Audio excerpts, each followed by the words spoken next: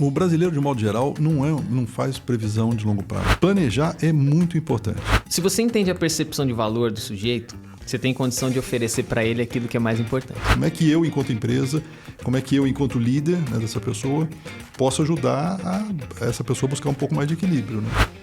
Eu acho que nunca se falou tanto da importância do ser humano, né, no ambiente das empresas. É um ambiente onde a gente acaba construindo uma boa rede de relacionamento também, né? Quando a gente olha para o mundo de RH, a relevância dessa profissão aqui no Brasil num contexto mundial. Nós fizemos uma estimativa que provavelmente São Paulo tem alguma coisa por volta de uns 200 mil profissionais de recursos humanos. Se você pudesse desenhar a persona do profissional de RH aqui e agora, qual seria? Se a gente vai só para um lado só financeiro ou só mercadológico, a gente esquece e a gente deixa a nossa essência para trás. Dica para quem é líder, né? Eu acho que assim, não seja egoísta de querer reter, mesmo que seja um profissional excepcional, que vai fazer uma falta muito grande, se não for a melhor decisão para a pessoa. O que me ajudou muito, primeiro, conversar com pessoas, me aconselhar, né? Sempre me aconselhei muito com pessoas que conheciam, ou que...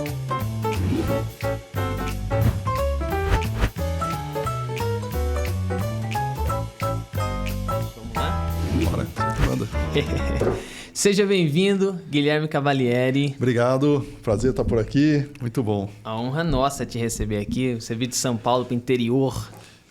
Olha, essa hora e pouquinho de viagem foi um pouco volta ao tempo, sabe? Porque me remeteu aqui os tempos de Gessilever, né? Atual Unilever, onde eu vivi aqui em Valinhos durante 2 anos e convivi muito aqui, trabalhei em Indaiatuba, trabalhei em Valinhos, trabalhei em Vinhedo, então aqui a região é muito gostosa e é uma delícia, né? Poder enfrentar essa hora e pouquinho de viagem, curtir essa região aqui. Muito legal estar aqui, bacana, obrigado pela oportunidade. Nossa, o privilégio é nosso, né? Indaiatuba está muito diferente. Quando foi a época que você...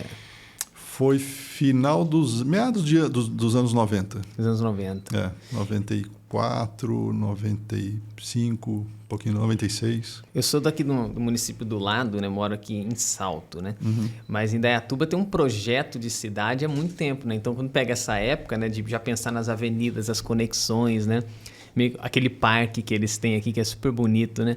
Então, tudo já era projetado para ser o que é hoje, né? Então, deu uma... Tá bem diferente. Aliás, a pandemia trouxe muita gente da capital para cá, para os condomínios, né? Tanto é que os terrenos aqui estão hiperinflacionados. Pois não. Para chegar aqui, realmente passa. Você vê que são novos condomínios que estão em processo de desenvolvimento, muita construção, né? Muito bacana. E importante, acho que acaba atendendo um anseio das pessoas de qualidade de vida, né? Uhum. As pessoas terem a oportunidade de residir aqui e utilizar aí os meios de comunicação para trabalhar daqui em qualquer lugar do mundo, né? Prestando serviço em qualquer lugar do mundo, é muito gostoso, né? E o fato de estar aqui, né? No estúdio é muito gostoso. A gente estava falando um pouco, né, dessa história de gravar, utilizar um método remoto, estar presente. Então, estar aqui no estúdio, ter essa infra toda aqui que vocês montaram, muito gostoso. E dá essa intimidade, né? Esse bate-papo assim mais pessoal. Aliás, essa infra tem água. Opa, obrigado. Não sei se você gosta de batatinha. Você falou de batatinha que você gosta? Eu logo reparei quando cheguei, já tinha uma batatinha aqui em cima. Não fala desse jeito que eu gosto, que o Vinícius Anthony vai dar uma bronca em mim. Obrigado. Fica à vontade, tá? Obrigado. Então, cara... Me conta um pouco da tua história, mas não a história de um executivo de RH, que você é. A história do Guilherme, quem é você, o que você gosta de fazer, aquelas coisas que talvez assim muita gente não saiba. Muito bom. Bom, eu venho de uma família numerosa, né? Eu tenho 8 irmãos. Você tá onde no dos 8? Eu sou o 7º de cima para baixo. Caramba, meu! Tem mais 2 abaixo são todos muito próximos, família muito próxima, e a gente se curte muito. E já agora com uma outra geração, né? Eu já tenho netos também, muitos irmãos já têm netos. Quantos netos? Eu tenho 2. Uma menina, Carolina de 10, vai fazer 10 agora, Rafael 5. E gosta de brincar com o vô? É muito gostoso, né? Essa história da outra geração é uma delícia. Então, é gostoso, curte, é um novo momento da vida da gente, né? E eu acabei casando com a Regina, que também vem de uma família numerosa. Não tão grande quanto a minha, mas eles são em 6 irmãos. Pô, tem muitos tios, então. Tem tio pra caramba, primo pra burro, e é muito gostoso. E os primos se curtem muito, sabe? As minhas filhas e com os primos, tanto de um lado quanto de outro. E eu tenho 3 filhas, né? E agora já 2 netos. Um neto de cada filha? De cada filha. E tem uma ainda que... Tem uma que ainda não teve filho, mora fora, não topou ainda.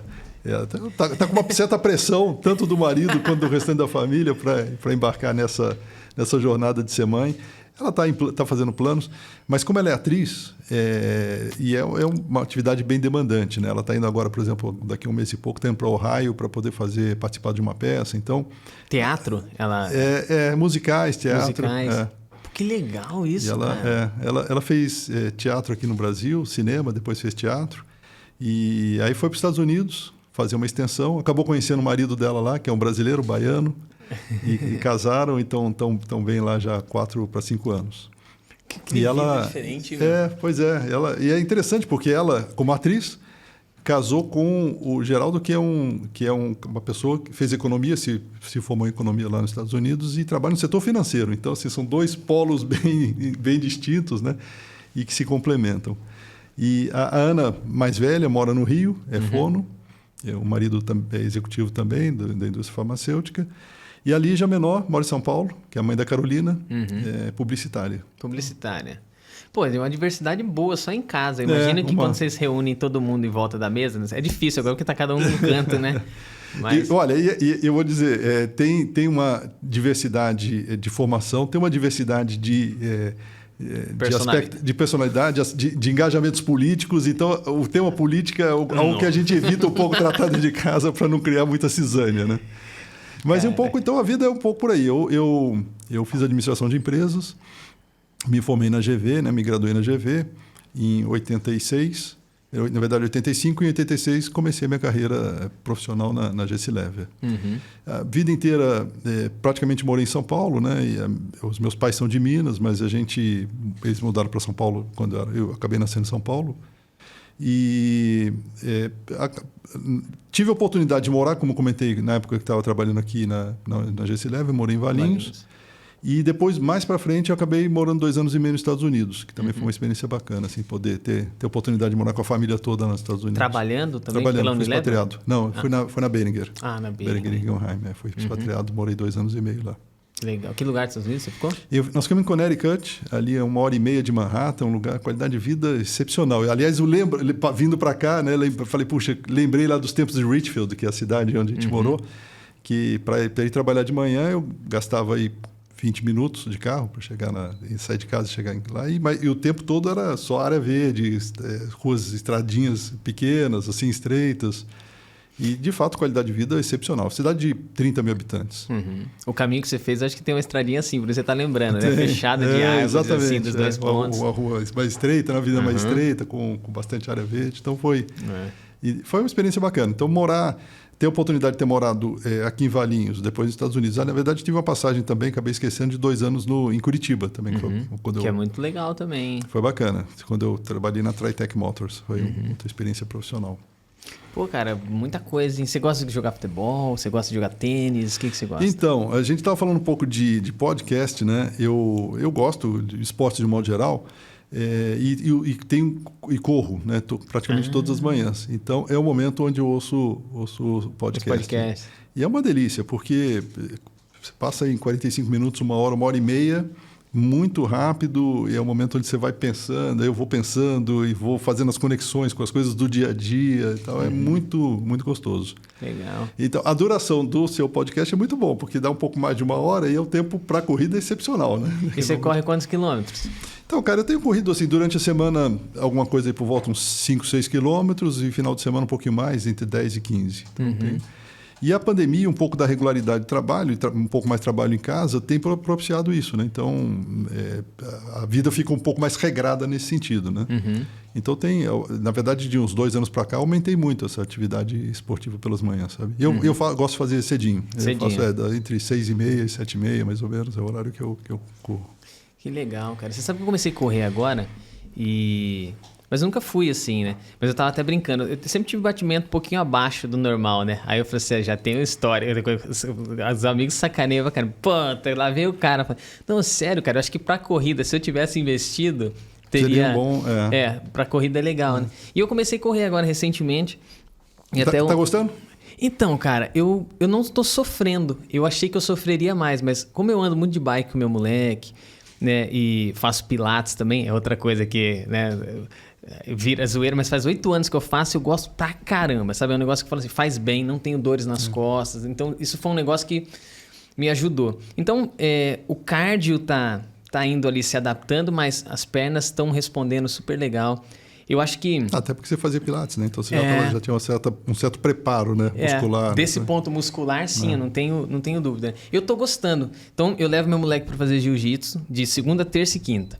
Então, enquanto ele tá na aula, é 1 hora de corrida, né? Então, eu já saio da aula, tem uma praça bem legal lá na cidade, e eu fico dando voltas nela ali. Então, dá 5 quilômetros de corrida, 4...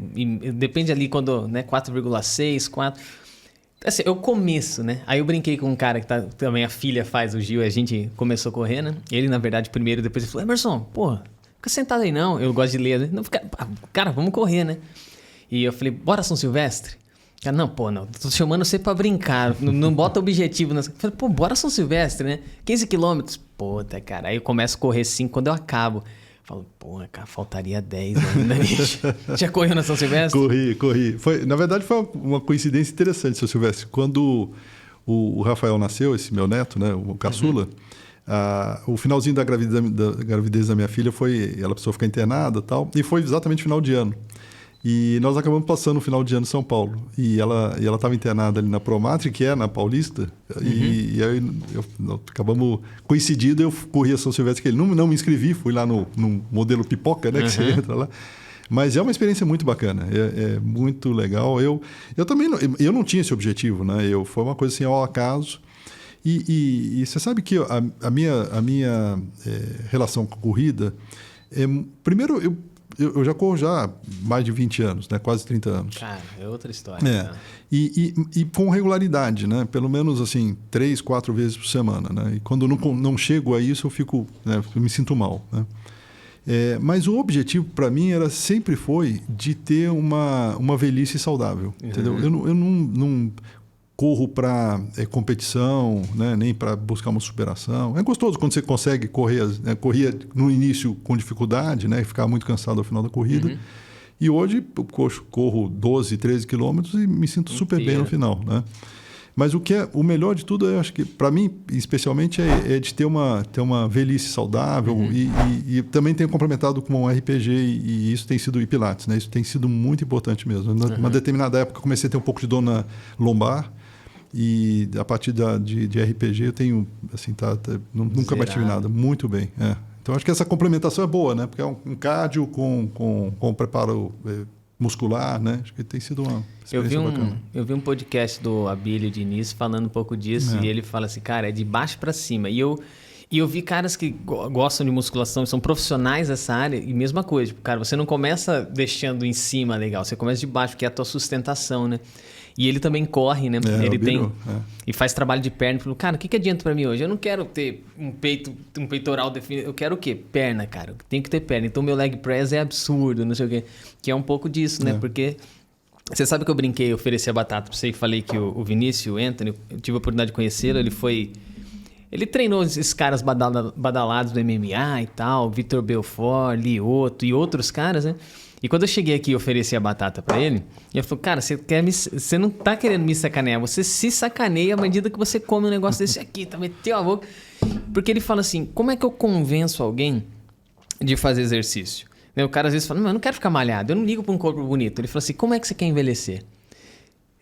E aí, aqui fica um paralelo pra gente já refletir algumas coisas, que é, quando você chega pra um profissional e oferece uma previdência privada pra ele, ou um programa de longo prazo, é muito baixa a aderência. Porque se eu disser para você, como é que você quer envelhecer? O sujeito está com 30, 35 anos, ele fala assim, bicho, envelhecer, meu irmão?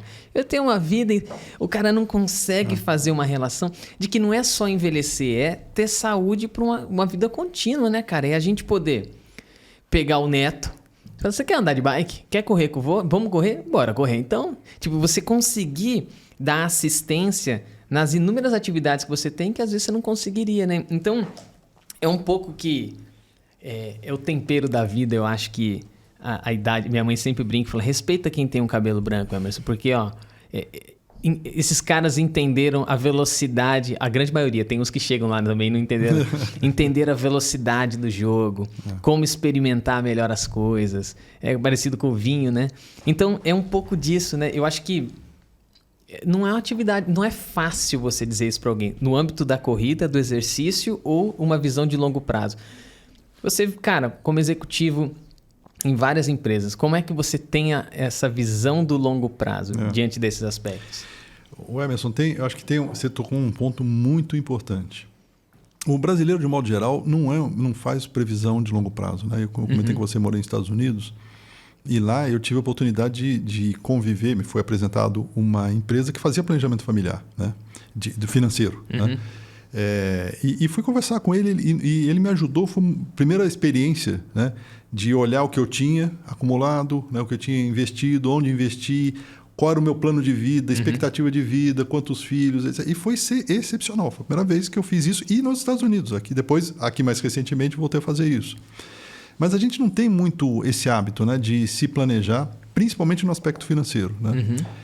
E eu vi agora mais recentemente, na experiência que eu tive aqui no AC Camargo, com a situação da pandemia, onde o volume de atendimentos caiu, como existia um grande número de médicos que não tinha reserva. É impressionante, caras assim já na faixa de seus 50, 60 anos, até mais, e que dependiam praticamente das consultas ou das cirurgias daquele mês e que, em função da pandemia que foram reduzidos, eles ficam numa situação complicada. Então, acho que isso, infelizmente, essa é uma realidade, né? Então, quando você fala de um LP, de uma previdência, etc., é algo que a gente ainda tem muito a aprender, né? Principalmente, e felizmente, a gente tá com uma expectativa de vida cada vez maior, né? Então, planejar é muito importante. Eu acho que as empresas, nesse sentido, têm um papel importante, né? Eu acho que a questão dos planos de previdência são muito relevantes, ajudam demais. Eu hoje já uso 2 previdências que eu construí ao longo das empresas que eu trabalhei, né, ao longo da minha carreira.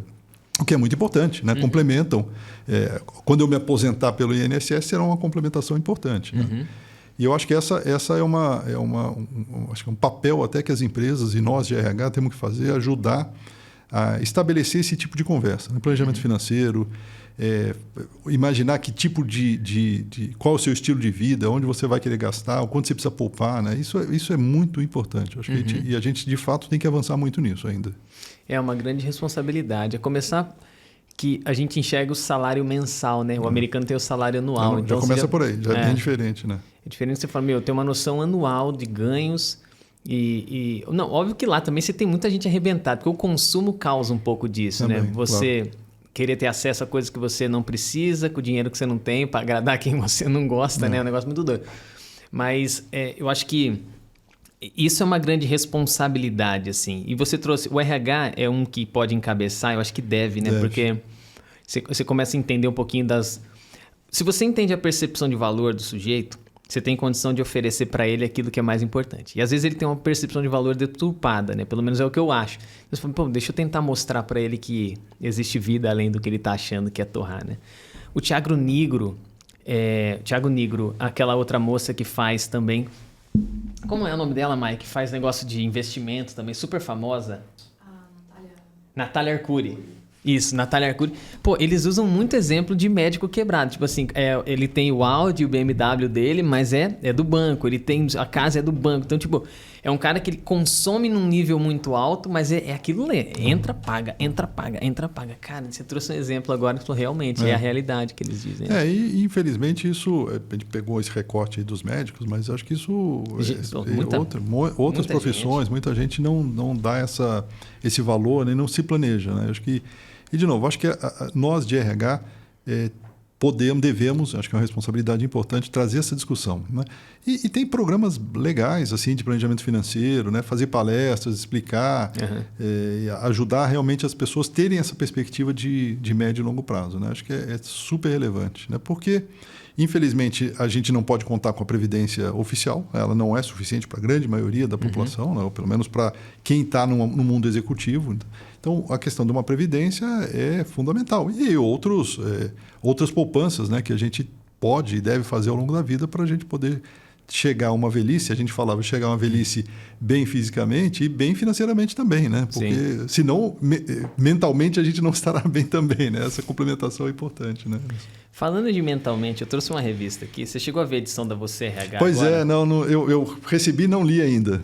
Abril e maio, né? Eles fazem os dois, né? Já não é tão recente assim, né? O peso da felicidade no trabalho. Você está falando um pouquinho de satisfação, né? Como que é isso? Como é que você enxerga esse tema pelas passagens que você teve pelas organizações hoje? O quão importante é você ter uma pessoa feliz? O Márcio escreve aquele livro, a filosofia de gestão da felicidade dá lucro, que eu até escrevi um trabalho uma vez em 17 para 18 falando um pouquinho, né? O profissional de RH é feliz? Foi uma pesquisa que eu fiz e viajei um pouco no tema, porque o quão perigoso é também essa tal felicidade. O Mário Quintana diria, a felicidade bestializa, o sofrimento humaniza as pessoas. Tipo, será que felicidade em excesso não é tipo uma droga que faz mal também? Será que você não perde a noção um pouco de que você conquistar coisas diferentes exige usar o sistema 2, gastar muita energia, passar raiva e tal, né? Como é que você enxerga esse tema? Porque no fim das contas não estamos falando de uma pessoa que tem que ter uma realização. Ter uma previdência legal para o fim da vida é muito bom porque você já não tem a energia para correr atrás do dinheiro que precisa, então você consegue garantir o sustento seu e da família, né? Então, como que se dá isso? Essa razão de felicidade, essa equação felicidade desse ponto de vista, cara? Emerson, acho que você já deu um pouco da resposta, né? Acho que os excessos acho que nunca é a melhor solução, né? Se você coloca como uma meta, eu quero ser feliz, vou buscar todos os meios, eu acho que talvez não seja o melhor caminho, né? Para mim, felicidade é uma consequência, né? E o trabalho, sem dúvida nenhuma, está nesse processo, exerce um papel importante e relevante na vida de todos nós, mas o trabalho é mais um componente, né? E tem um estudo da Gartner, uma publicação da Gartner recentemente, que eu acho sensacional, que mostra, no final das contas, a gente vai chegar lá na história da felicidade. Mas você lembra quando começou aquela questão de equilíbrio vida-trabalho, né? Então, o que me vem à cabeça era uma balança. Não, então tem que buscar o equilíbrio. Aí a etapa seguinte era a integração. Não, então era um jogo de quebra-cabeça que se integrava vida e trabalho. O que a Gartner coloca é que, sim, é uma moldura chamada vida. Dentro disso tem vários componentes. Você tem a sua vida, você tem o seu trabalho, você tem a família, você tem o seu hobby, etc. O que está por trás, né, o grande quadro, né, por fora, é a sua vida. Então, assim, esses componentes todos fazem parte da sua vida. Então, quando a gente fala em felicidade, para mim é a mesma coisa, né? Ele é uma conjunção, né? É uma soma desses aspectos todos que vão, no final das contas, de trazer felicidade. Ela, no meu entender, até usando um pouco do que a minha esposa, que é psicóloga, fala muito, ela tem que ser uma soma dos aspectos biopsicossociais e espirituais, né? Então, acho que, no fundo, é isso tudo que compõe, de uma maneira equilibrada, os elementos para você ter uma vida feliz, no final das contas, né? E eu acho que é consequência. Não é assim, se a gente tem isso equilibrado, seguramente muito provavelmente a gente será feliz, né? Sim. Então, eu acho que, assim, trazer esse tema para dentro do ambiente corporativo é bacana, mas é mais um ambiente, né? Ele também deve e pode ser discutido dentro do âmbito da família, dentro do âmbito dos seus amigos, né? Dos seus hobbies, etc. Então, acho que é bacana, porque isso, de certa forma, se a pessoa está feliz também no ambiente de trabalho, ela provavelmente será mais produtiva, ela terá satisfação em realizar o trabalho ali, se relacionará melhor com seus colegas, né? Então, acho que tem uma série de componentes que, se a pessoa está bem equilibrada e feliz também no ambiente de trabalho, será bom para todo mundo, né? É muito doido ver essa evolução do trabalho, né? Você vê a revolução e tudo como começa. Então, o sujeito tinha que usar do máximo de horas que ele podia trabalhar. E o Benjamin Franklin falava, se você tem 15 horas para entregar para uma empresa e entrega 10, filho, as outras 5 você não está descansando, não, você está vagabundeando. Aí, vamos quebrar esse negócio, vamos botar 8 horas de trabalho para o sujeito, porque assim dá para empregar 2, a gente começa a trabalhar no social. E aí as coisas vão evoluindo a ponto de você hoje dizer... eu preciso dar um treinamento financeiro para esse cara, porque isso contribui para esse tema, porque se ele é um cara endividado, o quinto dia útil dele não é um dia muito alegre, porque já cai, o banco já toma tudo de novo, né? Então eu cuido de aspectos de saúde, que às vezes o sujeito também ele chega defasado, né, para a empresa. É muito doido as instituições que passam pelas nossas vidas, que eu acho que você pode dizer melhor, cara. Elas foram falhando ao longo da caminhada e agora está chegando um profissional muito manco. Veja, a primeira é a família. Às vezes o cara não tem isso muito bem resolvido, né? Poxa, não teve uma família, não sabia o que era sentar à mesa e comer todo mundo e bater um papo. E aí depois vem a escola também. Às vezes passa por uma escola que não é... A escolarização não foi legal. Às vezes tem uma religião, então você tem a oportunidade ali de cruzar com alguém com coisas que são metafísicas, que ajudam nessa questão espiritual. Às vezes não tem. Sobra a quarta ali, se for o caso, é o emprego, cara. Então chega uma pessoa... Né? Vai descarregar praticamente todas as expectativas, cara, lá, né? Porque ela tá tá cheia de problemas mal resolvidos. E aí eu te pergunto, é responsabilidade da empresa resolver isso? Ou é no mínimo, é uma necessidade que ela tem para, no final das contas, ter alguém mais ou menos adequado para trabalhar? Acho que é responsabilidade da empresa, e talvez aí um pouco mais focadamente em RH, ao perceber sinais, dá dicas para as pessoas, né? Uhum. Não é sem razão que o coaching e mentoring evoluíram tanto recentemente, que de certa forma é um pouco esse processo, né? Que a gente recomenda ajudar, né, as pessoas na carreira, nas suas discussões, nesse tipo de discussões. Agora, eu acho que é dar direcionamento, dar ferramentas e orientação, né? Uhum. Mas você fala assim, poxa, é única e exclusivamente responsabilidade da empresa? Claro que não é, né? Até porque quem é responsável por chegar daquela maneira à empresa é o indivíduo, né? Então, e agora, a gente também não pode ficar indiferente, né? Sentindo que a pessoa não está legal, simplesmente dizer, não, isso é problema dele, ele está com a família desestruturada, ele que se vire. Não, poxa, como é que eu, enquanto empresa, como é que eu, enquanto líder, né, dessa pessoa, posso ajudar essa pessoa a buscar um pouco mais de equilíbrio, né? Então, acho que eu passo um pouco por aí, sabe, Emerson? Sim, eu olho do ponto de vista... dá para ser altruísta 100%? Eu não acredito. Eu acredito que não. Seria um assunto longo para a gente bater um papo aqui. O Kant diria isso, né? Quando ele vai trabalhar a essência do ser, ele fala, dá para o cara ser...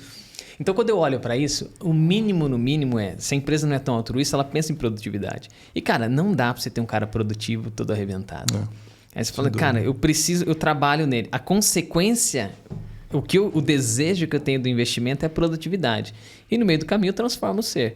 Né? Não é a transformação do ser como objetivo final, até porque um dos objetivos do negócio é gerar rentabilidade. Não adianta, esse negócio não para em pé se a gente não gerar riqueza. Sem dúvida. E o quanto você está disposto a gerar riqueza com aquilo que você está carregando, né, cara? Então vira...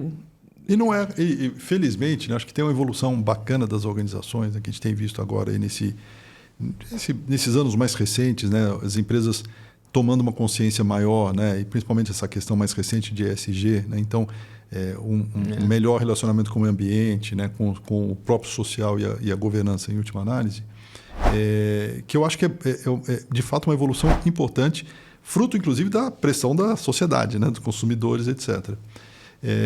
Mas eu acho que isso tem trazido, essa discussão tem sido muito relevante, né? E quando a gente, e eu acho que assim, talvez o RH, e a gente pode talvez debater um pouco mais sobre isso também, talvez nunca esteve na história de gestão de empresas no momento mais oportuno, né, para o profissional de RH, né? Eu acho que nunca se falou tanto da importância do ser humano, né, no ambiente das empresas. Eu acho que o ser humano, de fato, né, o profissional, está muito valorizado e, em última análise, é nosso papel ocupar esse espaço e poder aproveitar esse momento para, de fato, a gente dar uma contribuição relevante, né? É claro que aí precisa ter uma formação importante. Eu acho que as pessoas, de fato, e os profissionais de RH têm que cada vez mais buscar se atualizar e voltar a estudar, né? Essa história do lifelong learning com certeza algo que precisa ser perseguido o tempo todo pelos profissionais e os de RH de modo geral. Então, eu acho que eu estava comentando isso por dois aspectos. Um que eu não queria esquecer de falar. Quando eu vejo o quinto dia útil, né, a gente falando da evolução do trabalho, Talvez daqui a pouco você tenha que mudar o nome, né? Porque muitas empresas estão falando em só trabalho de semana de 4 dias, né? O Short Friday já existe há algum tempo. Muitas empresas já trabalham na sexta-feira até meio-dia só, né? E já se fala, em alguns países na Europa, já começando a experimentar a semana de 4 dias. Você sabe que eu fiz uma entrevista ontem, nesse túnel do tempo maluco, né? Com o Luciano Braga, que ele tem uma agência, a Chute, e ele aplicou a semana de 4 dias, cara. E foi um papo bem legal para entender. E os resultados estão bons. Tá muito no começo, assim, mas é muito legal porque, no fim das contas, você começa a analisar que a produtividade espalhada pelos 5 dias, se você concentra em 4, você, às vezes... Não é um negócio que você coloca e tchau. Ele tá trabalhando planejamento muito forte, porque você faz tudo que você faria em 5 em 4. Você fala, puta, mas agora... Na verdade, olha as lacunas de tempo que às vezes você tem, reuniões que você faz, mas no fim das contas você desliga e você fala, cara, por que é que eu fiz essa reunião de 1 hora? O que é que nós resolvemos aqui? Nada. Então você começa a ser mais objetivo, né? Mas isso, a experiência que eu tive de 2 anos e meio morando nos Estados Unidos é impressionante como o americano, de modo geral, é muito mais focado, né? E consegue extrair o melhor resultado do tempo, né? Então as reuniões de fato são muito focadas e isso propicia... o ciclo lá é diferente, né? Pelo menos onde eu trabalhei. As pessoas começavam muito cedo, né? 7 e pouco da manhã o escritório já está lotado. Em conversação, 4h30, 5 horas, já está praticamente vazio. No verão ainda mais, né? Porque aí os dias ficam longos, então as pessoas saem realmente cedo. Mas as horas que ficam ali dentro são muito produtivas, né? Então, realmente, as reuniões são produtivas, não tem muito papo de cafezinho.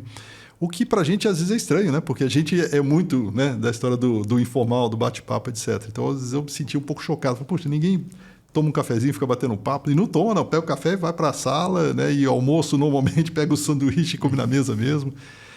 Mas é uma maneira diferente e interage bem com a cultura deles, né? Mas eu acho que essa questão da gente... de novo, né, extrair o melhor do tempo para a gente poder buscar de fato o equilíbrio, de novo, dentro desse framework chamado vida, onde o trabalho está ali, a sua vida, o seu lazer, os seus hobbies, etc. Eu acho que é importante, né, que haja um bom equilíbrio também, né? A história do workaholic e de todos os problemas emocionais, né, que as pessoas tiveram mesmo antes da pandemia e continuam tendo, né? Em função, talvez, de um estresse por questão de trabalho, né, por dedicação excessiva, sem buscar esse equilíbrio, se conseguir esse equilíbrio, tem trazido consequências danosas para as empresas, né? Então, acho que é importante que esse assunto também esteja na pauta, né, das empresas. É muito importante. Hoje, você está como conselheiro na BRH São Paulo? Eu estou. Mas foi o presidente por quantos anos? 3 anos. O mandato, lá são 3 anos. Foi uma experiência muito bacana ter tido a oportunidade de liderar a BRH num momento bem peculiar, né? Porque dos 3 anos, 2 de pandemia, né? Então, o primeiro ano foi praticamente para começar a entender como é que era a dinâmica ali, logo em seguida veio a pandemia. E foram anos de bastante desafios, sabe, Emerson? Porque algumas empresas tiraram o patrocínio, alguns associados não renovaram a sua associação por questões, inclusive, financeiras, né? Então, a gente teve, no início, assim, uma queda significativa na receita, mas, felizmente, as gestões anteriores foram muito cuidadosas e a gente tinha um caixa bom, né, que nos permitiu enfrentar esses primeiros meses da pandemia aí, sem nenhuma complicação do ponto de vista de honrar os compromissos, pagar os funcionários, etc. E 4, 5 meses depois, a gente já estava conseguindo equilibrar, então, praticamente, receitas e despesas mais ou menos equilibradas. O que a nossa gestão tinha se colocado como objetivo, infelizmente a gente não conseguiu, que era repor o caixa que a gente tinha consumido, né? Então, a gente não conseguiu. Fizemos eventos importantes no segundo semestre do ano passado, também com esse objetivo, né, de tentar recuperar um pouco de caixa. Mas, agora, que é a atual gestão, o Luiz Drouet, que é o atual presidente, estava lá na diretoria. Então, é muito bom ter um processo sucessório onde quem assume sabe exatamente o tamanho dos desafios que tem, e ele sabe, a diretoria sabe que recuperar e ter atenção para o caixa é algo, e receita é algo importante. E está bem tratado, está bem traçado esse plano. Tem uma equipe bacana lá que está muito próxima dos associados agora, né, mostrando a relevância. Isso é uma coisa que a gente cuidou muito nesses últimos anos de estar próximo do associado, né? Porque o que acontecia no passado, assim, as pessoas se associavam e nunca mais, se não tivesse um papel ativo da pessoa ir atrás para buscar o que a associação oferecia, ninguém ia atrás para mostrar o que a gente poderia oferecer da associação, né, da BRH. Hoje isso está muito mais presente, então a comunicação está mais frequente, os grupos de estudos são excepcionais. Tem hoje por volta de uns 30 grupos de estudo com os temas mais diversos possíveis.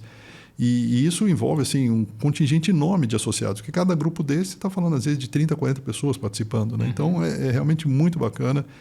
E o trabalho do voluntário, né? Porque a BRH hoje, BRH de São Paulo, hoje tem por volta de 10, 12 funcionários e são mais de 200 voluntários, né? Trabalhando tanto no interior de São Paulo, né? nas diversas regionais que a gente tem, os voluntários aí, fazendo a facilitação dos grupos de estudo. Então, eu acho que essa é uma associação muito importante, é a principal associação, né, de RH do Brasil. Né? Então, acho que a nossa responsabilidade é de ajudar o profissional, e nesses temas todos que a gente está conversando aqui, que a gente ainda vai conversar, a se preparar, a ser um melhor profissional para a empresa, para ele mesmo, para a empresa, né, e para onde ele atua. Então, é um pouco da nossa responsabilidade enquanto a BRH. Eu estou no conselho, né, estatutariamente o ex-presidente vai para o conselho, e o que eu tenho procurado agora, só para fechar esse assunto de conselho da BRH, eu fiz o curso lá do IBGC, né, do Instituto Brasileiro de Governança Corporativa, de conselheiro de administração. E o que eu tenho procurado agora é aplicar o que eu aprendi lá no conselho da BRH. Acho que a gente tem boas oportunidades, tanto a BRH São Paulo quanto o Brasil, de buscar uma atuação como um conselho deve ser, né? De fato, ser apoio para a diretoria, né?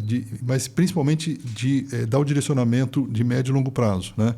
Fiscalizar, orientar, etc., para o nosso papel enquanto conselheiro, mas olhar para médio e longo prazo.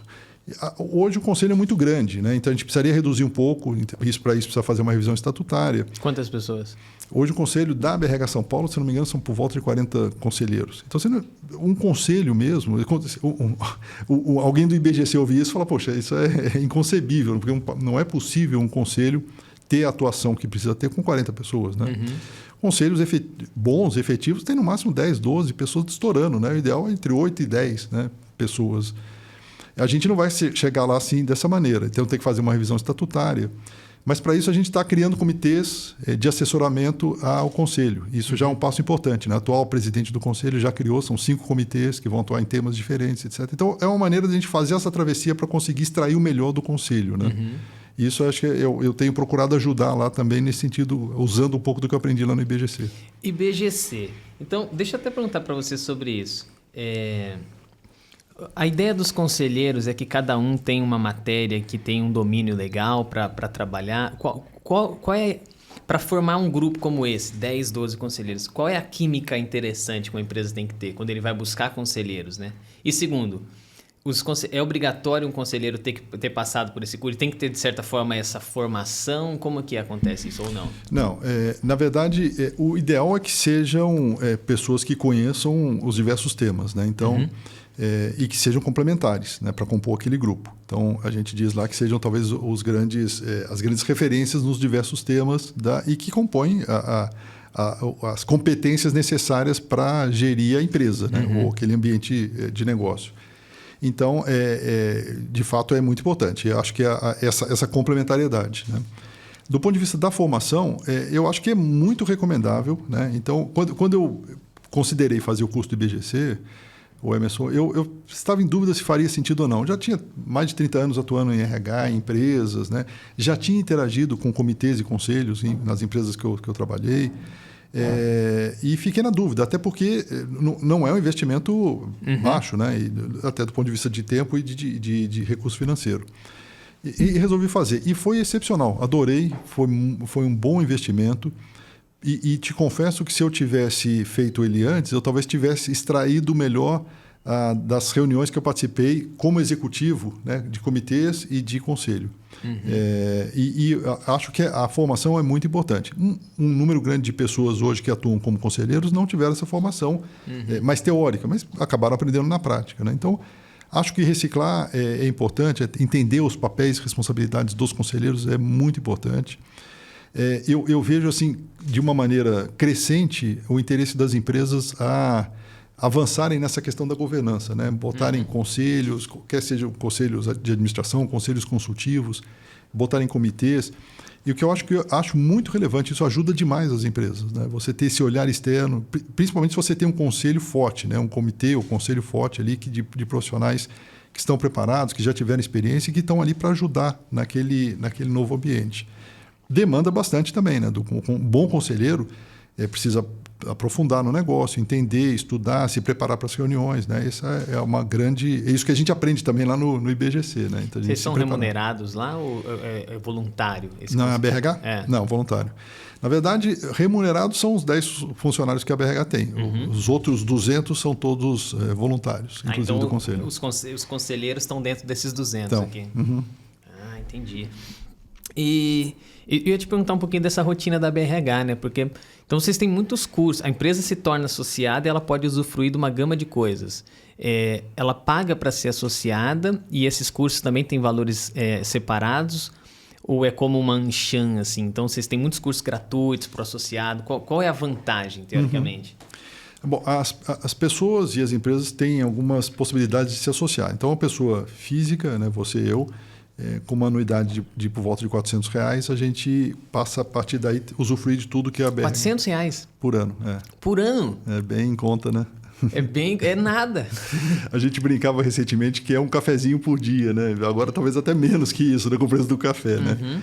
Então é muito barato. Mas a gente entende que é uma fonte de receita importante, mas a gente entende que se ampliar muito esse valor, a gente pode ter uma certa barreira, porque a BRH, o Emerson, ela, de certa forma, ela atinge a gama toda do ponto de vista hierárquico de RH. Então, desde jornalista júnior, alguém que está se formando, né, entrando no mercado de trabalho, acaba se associando, né, e às vezes R$400 por mês ou por ano pode fazer diferença para quem está aí. Para quem está como executivo, vice-presidente, alto executivo da empresa, é um valor realmente bastante baixo. Então, essa é uma maneira.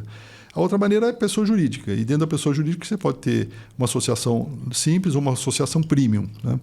A premium te dá direito a alguns benefícios adicionais, né? Mas, de um modo geral, tanto as empresas associadas, pessoas físicas e jurídicas associadas, elas, a partir do momento que se associam, passam a ter direito entram na plataforma e ter acesso a todas as informações que estão lá. Então, tem um monte de cursos, webinars que são de graça, os próprios grupos de estudo são de graça para os associados. Há seminários e muita coisa realmente de graça. Há alguns que são pagos com um grande desconto para os associados também. Então, o não associado tem um valor um pouquinho superior. E sobretudo, falando um pouco da rotina, é um ambiente onde a gente acaba construindo uma boa rede de relacionamento também, né? Então, as pessoas nós temos hoje, por exemplo, lá, 2 grupos informais de RH que são constituídos a partir da própria BRH, né? São executivos de RH em níveis diferentes que estão lá, que se reúnem, de certa forma, organizados ou patrocinados pela BRH, com o objetivo básico de ajuda, né, de network, de um grupo de ter um processo de facilitação para a tomada de decisão, etc. Então, acho que tem sido uma contribuição importante. A BRH aqui em São Paulo está presente em praticamente todo o estado de São Paulo. Aqui mesmo em Campinas tem a principal seccional, a principal regional é aqui de Campinas, é a mais antiga também. Mas tem o restante de São Paulo, tem em Ribeirão, tem no Vale do Paraíba. Mas elas são independentes. Elas são diretorias que são formadas a partir de uma certa comunicação e conversa com a diretoria de São Paulo. Ah, de São Paulo, entendi. Elas não têm vida própria, não têm CNPJ próprio. A BRH São Paulo só tem um CNPJ aqui em São Paulo, né? Então, toda a receita ela vai para São Paulo, toda a necessidade das regionais, se houver uma necessidade de utilização de algum recurso, ela é provida de São Paulo. Entendi. E essa foi uma maneira adotada já há muitos anos atrás, que eu acho que foi acertada, porque a hora que você começa a criar CNPJs distintos, eu acho que você acaba, inclusive, correndo algum certo risco, né? Porque, sobretudo, Emerson, acho que a gente tem que ter, e o código de conduta é importante, de ética é importante, tem bem estabelecido, para evitar um conflito de interesses, né? Porque são profissionais, às vezes, que são consultores. Então, é muito importante você saber fazer esse limite, né, do seu papel enquanto voluntário em prol da BRH e utilizar aquilo de maneira comercial para de benefício próprio. Então, esse é muito importante, por isso que a questão do controle da receita e da despesa ela é toda centralizada, né?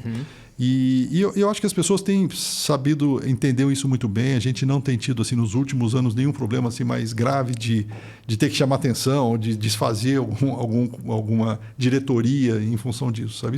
Isso é muito bom. Eu acho que é um cuidado que as pessoas têm tido, né, também em relação a isso. Né?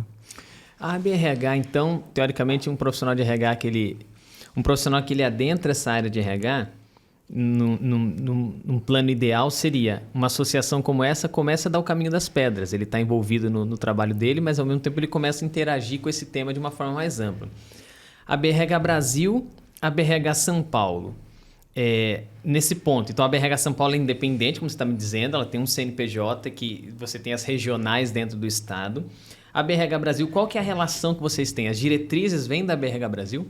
Sim, na verdade, o que é interessante é o seguinte, a BRH São Paulo nasceu antes da BRH Brasil. Na verdade, nasceu São Paulo e depois Rio, e aí depois é que apareceu a BRH Brasil. Então, até pela origem, né, as seccionais, que estão espalhadas em 22 estados, elas têm, diferentemente no nosso caso aqui das regionais de São Paulo, elas têm muita independência. Né? Então, são CNPJs específicos, próprios, e a gente hoje utiliza, entre aspas, a marca BRH Brasil, né? Ou a marca ABRH. Não pagamos nenhum royalty para a BRH Brasil por isso. Há até uma discussão nesse sentido, mas eu acho que é algo que vai ainda levar algum tempo para a gente avançar. Mas tem total independência. Né?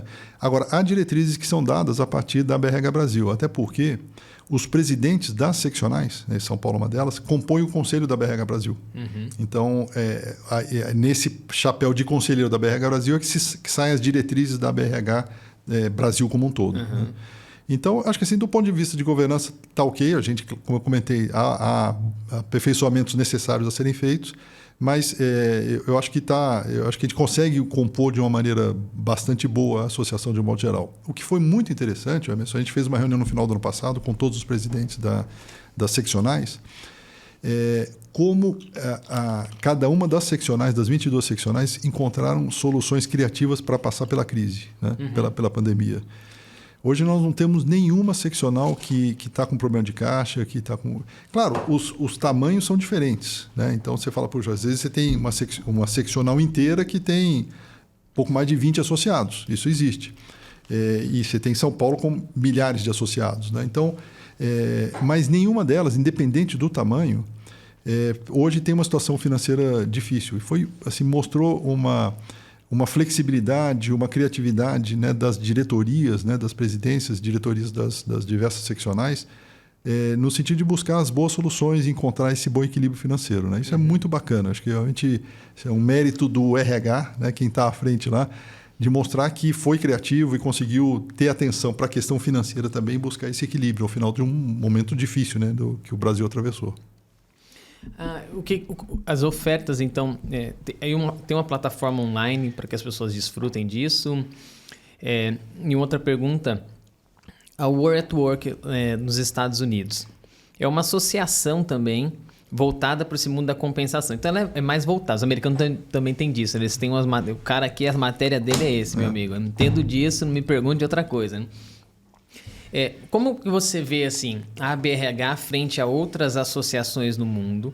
Em que patamar vocês colocariam no sentido de oportunidades que tem de melhora ou coisas que são virtudes e falam, a gente faz isso muito bem aqui? E como que vê futuro disso? Porque o profissional entrante de RH, ele está indo para a ABRH, ele faz curso. Quer dizer, quantos profissionais de RH? Nós temos, talvez, sei lá, uns 300 mil profissionais de RH no Brasil. Como que é essa associação? Esses caras estão frequentando esse lugar? Estão aprendendo ali? Deixa eu começar pela primeira pergunta. A BRH, o profissional de RH no mundo, né? Só para te dar um exemplo, o CONAR, né, que é o Congresso Nacional de Recursos Humanos... É feito pela BRH. A BRH Brasil, co-realizada por São Paulo. Né? Porque como ela é realizada sempre em São Paulo, a BRH São Paulo é co-realizadora do CONAR, que é realizado pela BRH Brasil. Esse CONAR é o segundo do mundo. Esse evento é o segundo evento de RH do mundo. Ele só pede para o Congresso da SHRM, que é o Congresso americano, né? E esse é o segundo do mundo, do ponto de vista de representatividade, número de congressistas, etc. Então, a gente tem aqui assim, o privilégio, né, até um certo orgulho, de ter tido, por exemplo, a Leila Nascimento, né, que foi presidente da BRH Rio de Janeiro, foi presidente da BRH Brasil, de ter sido a primeira mulher presidente da Associação Internacional de Recursos Humanos. E foi latino-americana e depois internacional. E é muito bacana, isso mostra, quando a gente olha para o mundo de RH, a relevância dessa profissão aqui no Brasil no contexto mundial, né? Então você vê a grandeza de um congresso como o CONAR e a representatividade do profissional de RH no contexto mundial das associações internacionais de RH, né? Então acho que isso é muito bacana, né? Eu acho que isso é uma projeção que a gente tem, né, enquanto profissional de RH. Quando a gente pensa em relação à questão da representatividade, a gente tem ainda um espaço muito grande, sabe, Emerson, para avançar. Nós fizemos uma estimativa que provavelmente São Paulo tem alguma coisa por volta de uns 200 mil profissionais de recursos humanos. A gente tem que crescer muito em relação a isso aqui, mesmo no estado de São Paulo, né? Um dos grandes desafios é a gente estar permanentemente renovando, né? E estar se mostrando importante para o profissional que está chegando no mercado de trabalho, né? Nós fizemos iniciativas de estar próximos a universidades, né, de oferecer associação gratuita para quem está cursando cursos que são similares e que vão entrar no mundo de RH, que seja de psicologia, de administração, etc. E pessoas que eventualmente têm interesse, estudantes. Então, em algum momento, a gente chegou a oferecer essa anuidade gratuita. Então, acho que a gente tem... Mas isso é importante do ponto de vista financeiro, mas não é o mais relevante, que é você oferecer conteúdo atualizado e relevante para a comunidade de um modo geral e para o jovem de uma maneira mais específica. Nesses anos mais recentes, a gente procurou olhar para dentro da própria estrutura da BRH, mexer um pouco na maneira como estava organizado para exatamente propiciar essa proximidade com o associado, então, né, de poder se organizar, não ser uma estrutura só entrópica, olhar para dentro de casa, mas principalmente para o externo. E estamos permanentemente buscando trazer temas que sejam relevantes para a formação do profissional de RH, né? Como eu falei, muita coisa para o associado é gratuita e de excelente nível, outras que são para o associado conseguem ter acesso a um valor bastante reduzido.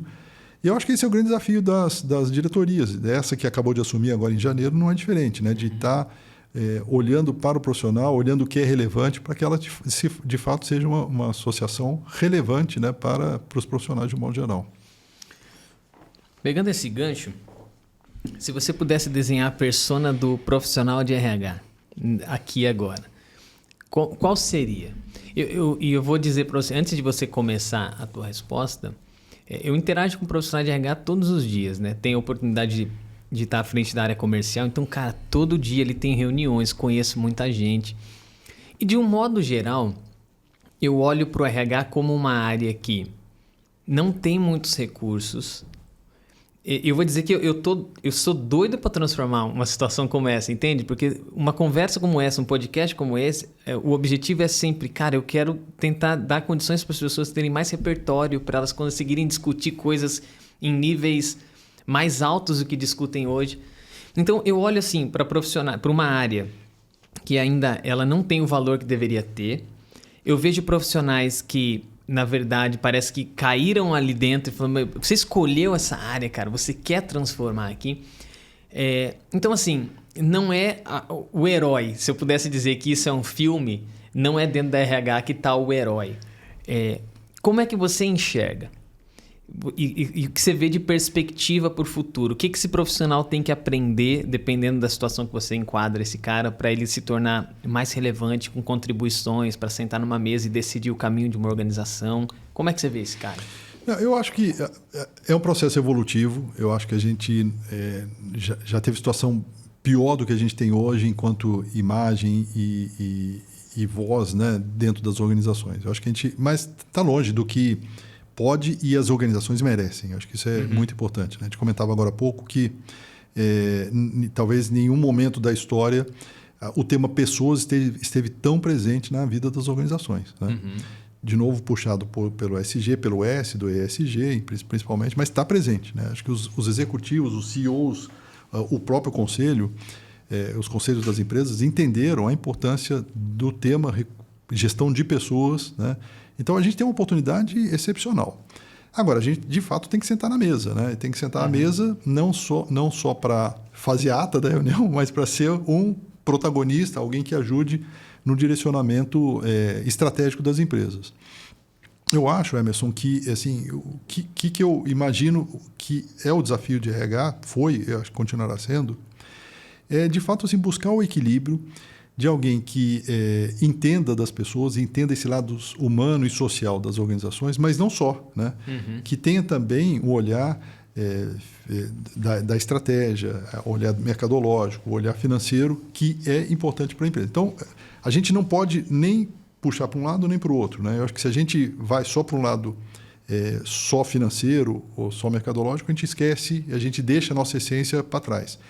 E o inverso, se a gente vai só no lado humano, a gente não consegue ter o assento e ter uma voz ativa dentro das reuniões. Então, estar presente dentro das organizações com esse equilíbrio, eu acho que é fundamental. Eu acho que esse é a grande recomendação que eu daria para quem está hoje buscando fazer carreira dentro de uma área de recursos humanos, é exatamente buscar esse tipo de equilíbrio, né? Eu lembro uma vez, participando de uma reunião com um dos presidentes, né? Eu ainda era gerente júnior, talvez ainda na Gessilever, mas tive a oportunidade de participar de uma reunião onde alguém perguntou para ele assim, generalista ou especialista, né? O que é importante, né? Que recomendação você daria? E ele falou, nós temos que ser profundos especialistas do nosso negócio, da onde a gente atua. Então, para mim, isso ficou muito marcado, né? E eu trago isso para a minha carreira. Então, quando eu entro num segmento novo, né? Recentemente, setor hospitalar, cara, eu tenho que entender o que é aquele setor, como é que a empresa ou a instituição se sustenta, de onde vêm os recursos, quem é o público, como é que a gente se interage, etc., quem são os principais stakeholders. Ao mesmo tempo que eu preciso olhar para dentro das práticas de gestão de pessoas e ver se as práticas estão bem implementadas. Todos os processos, de recrutamento até o processo de offboarding, né, de desligamento. Então, eu acho que essa visão de ser um profundo especialista do segmento onde você atua, para mim, ficou uma mensagem muito marcante, né, quando eu ouvi isso de um dos presidentes da Gessilever na época. Eu acho que é isso que a gente tem que buscar, né? Então, enquanto profissional de recursos humanos. Frequente formação, tem muita coisa disponível. Eu lembro que, alguns anos atrás, eu conversando com uma amiga, eu falei, poxa, tenho sentido que não tem muita coisa diferente em RH. E aí ela falou, cara, eu vou te mostrar exatamente o contrário. E tem tanta coisa acontecendo diferente, né? E agora, essa questão mais recente, né, dos modelos ágeis de produção, cara, isso tem... Quando a gente olha para RH, isso tem um impacto extraordinário, né? Quer seja do ponto de vista de cultura das empresas e das práticas de gestão de pessoas, né? De contratação, de gestão das pessoas, de remuneração, etc., vai por aí afora. Cara, a gente tem que... Essa é a nossa contribuição, né? Para dentro das organizações, né? A gente está antenado, ver o que está acontecendo e poder ajudar as organizações a caminharem nesse sentido de uma maneira melhor possível. Hoje, quando a gente fala na questão da nossa responsabilidade enquanto RH, os processos de RH, a gente está muito a reboque, né? O mundo evoluiu, as organizações ágeis estão implementadas, e a gente está agora falando, caramba, como é que eu recruto da melhor forma, né? Que tipo de profissional precisa, como é que eu faço o onboarding desse novo profissional, como é que eu faço a remuneração, o desenvolvimento, a avaliação, o feedback, etc., que os modelos tradicionais, né, que a gente está acostumado até 5, 10 anos atrás, não conversam com esse novo modelo que a gente tem visto nas organizações. Né? Eu vejo um desafio assim... Mas é legal quando você enxerga como um desafio, porque, de novo, tem dois meios de você olhar para alguma coisa, né? Tem um sujeito que olha um problema e fala, puta, que porcaria essa minha empresa, né? Não tem tal coisa, não tem... Cara, tem gente que olha assim, tem outros que fala, cara, ela não tem ainda, mas pode ter, e eu posso ser o construtor desse negócio, né? Então, eu acho que eu olho para a área de RH, eu entrei pela porta dos fundos, vai fazer 9 anos que eu entrei pela porta dos fundos nessa área, cara, e eu vi um potencial tão gigante, eu me encantei tanto, cara, e eu gostava, na época eu estava lendo mais alguns... Eu gosto de ler sobre filosofia e estudar isso, mas na época eu estava ainda mais, e eu olhava e falava, cara, tudo isso se conecta, né? Eu olho para a consultoria, por exemplo, em que eu entrei, o core é estatístico e o cara de marketing vive de estatística. Eu falei, pô, cara, que negócio louco, vocês têm dados assim, dá para conhecer muita coisa, né? Então, eu vejo um potencial gigante na área, gigante, né? As condições que a gente tem, olhando para... Se você pensar que um algoritmo e tudo que você consegue fazer do âmbito de vista tecnológico, ela vai resolver muitas dessas coisinhas operacionais, cara, resta cuidar de um sujeito e pensar se o indivíduo, do ponto de vista espiritual, mental, seja lá, ele tá bem, cara. Como você consegue extrair o máximo? É quase como um piloto de um carro de Fórmula 1. Tipo, como é que eu consigo extrair o máximo? Né? Então, o engenheiro ele dá todo o recurso possível, porque aquele cara é o representante, no fim das contas, de todo o investimento tecnológico que você está fazendo dentro de uma marca que está dentro de uma pista. Né? Então, eu olho para esse profissional desse jeito e falo... Emerson, você tem toda a razão. Eu acho que essa questão da evolução da tecnologia e dos dados, né, e a gente utilizar os dados e transformar em informação relevante, é uma evolução impressionante que a gente, enquanto profissional de RH, a gente tem que se apropriar, porque a partir daí, sabendo utilizar bem a tecnologia e os dados, a gente vai cada vez mais transformar a área de RH numa área, de fato, na sua essência de olhar para o ser humano. Né? Então, ele não vai precisar ficar lidando com questões burocráticas, práticas, repetitivas e chatas, porque a tecnologia vai dar conta disso. Né? E mais do que isso, ela vai extrair informações relevantes que vai propiciar que eu tenha soluções específicas, importantes, relevantes para você, que são diferentes da Maiara, que são diferentes do que eu preciso. Né? Então, isso do ponto de vista de evolução de RH é muito relevante. Né? A gente, até alguns anos atrás, a gente fazia produtos ou entrega, e era produtos, né? Muito massificados. Né? Então, você fazia um programa de treinamento para a empresa como um todo. Depois começou a estratificar um pouco, não, vamos colocar para níveis diferentes, etc. Hoje, a gente vê que há possibilidade, há necessidade de a gente entregar não produtos, mas entregar soluções personalizadas. Né? E eu acho que, para mim, essa questão do produto e solução é muito importante. Quando eu olho para a RH, muitas vezes eu cometi erros, né, em projetos onde eu olhava algo que iria beneficiar a área de RH, como um produto. Puxa, isso aqui vai ser bacana. Ao invés de olhar para a solução, para a pessoa que está lá na frente, né? Para o funcionário ou para o consumidor que está lá na frente. Então, quando a gente está revisando um processo, desenvolvendo algo diferente, dentro de uma política diferente, a gente tem que olhar se isso é uma solução para a pessoa ou se eu estou resolvendo o meu próprio problema. Né? E, de novo, tecnologia é um caminho extraordinário para isso. Né? Eu não tenho dúvida nenhuma que, utilizando bem tecnologia e dados, a gente humaniza cada vez mais as organizações. Parece um paradoxo, mas eu tenho absolutamente certeza de que esse é o caminho, né? É o futuro. Sim. E a gente poder cada vez mais atuar de uma maneira preditiva. Né? E, para mim, essa é a grande diferença. Quando a gente olha para os famosos KPIs, que são importantes, a gente tem indicadores, né, para ajudar. Os indicadores nada mais são do que você botar o espelho retrovisor e olhar para a coisa que já aconteceu. Né? Poxa, a tecnologia hoje permite que você tenha dados preditivos. O que vai acontecer e como eu preciso agir para evitar de que vou ter um problema ali na frente. Isso a tecnologia está disponível e a gente tem que só se apropriar disso. Né? Eu vi uma das matérias aqui dessa revista, diz um pouco sobre isso. O algoritmo ele já vai conseguir prever o sujeito que vai pedir a conta na tua empresa em determinado período de tempo. A gente desenvolveu esse produto quando estava na Serasa. Foi muito interessante, a gente chamou de Flight Risk, né? Quer dizer, o risco da pessoa sair da empresa, e com uma grande assertividade a gente conseguia saber se a pessoa iria sair ou não, teria uma possibilidade de sair ou não. Como era isso? A gente cruzou uma série de variáveis, né? Começamos com um número grande, fomos afunilando, chegamos a 10 variáveis ao final. E não é uma coisa tão complexa, né? Claro, você precisa ter um bom analista de dados ali, né? Mas grande parte são todas as informações que estão disponíveis e grande parte delas dentro da própria área de RH, dentro da empresa, no departamento pessoal, que é o salário, posição de salário salarial, a última avaliação da pessoa, qual foi a última movimentação, o último aumento de salário, quanto foi. Depois aí a gente começou a cruzar com alguns dados que são os dados não estruturados, né, que estão disponíveis aí nas mídias sociais, então, e estão disponíveis, por isso que a gente pode ter acesso, tanto o LinkedIn quanto o Facebook, de cruzar com a rede de relacionamento das pessoas. Então, cruzando essas informações todas, a gente conseguia saber com muita assertividade, com muita precisão, a possibilidade, o risco da pessoa deixar a empresa, mesmo sem estar sendo questionada por um headhunter. Né? Você juntava as variáveis, essa é uma pessoa que, por estar no início da faixa, por a última avaliação ter sido muito boa, ela está com um chefe que foi bem avaliado ou não bem avaliado. Então, a gente começou a cruzar essas variáveis todas e chegou a essa conclusão de que havia esse risco. Qual que é a grande vantagem disso? Primeiro, né, a gente sabe bem do quão é ruim quando a gente tem que fazer uma ação de retenção para alguém que está pedindo demissão. Isso é péssimo. Né? Alguém pediu demissão, poxa, então vou te dar aqui um retention, eu vou te dar um aumento de salário, depois que a pessoa já recebeu um convite por outra empresa. Isso é muito ruim. Você ter essa informação, você consegue ter medidas proativas de retenção daquela pessoa, né? De manter essa pessoa engajada dentro da sua organização. E sabendo e conhecendo aquela pessoa, nem sempre a questão é salarial. Né?